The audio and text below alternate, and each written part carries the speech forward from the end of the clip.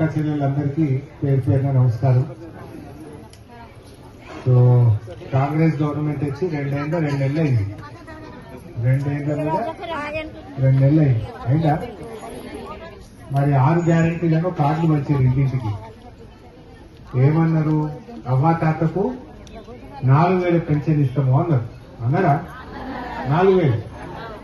ఇక డిసెంబర్ నెలలో ఇందిరమ్మ రాజ్యం వస్తుంది.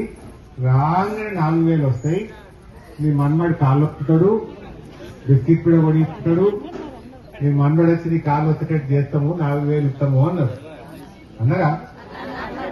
ఇక చెప్తామన్నా కోసమ్మకు అప్పుడు కేసీఆర్ 2,000 ఉంటే 2,000 ఇచ్చిందా?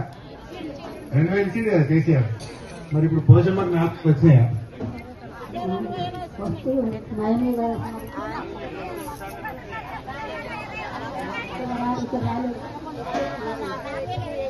4,000 వచ్చినాయా ఎవరికన్నా?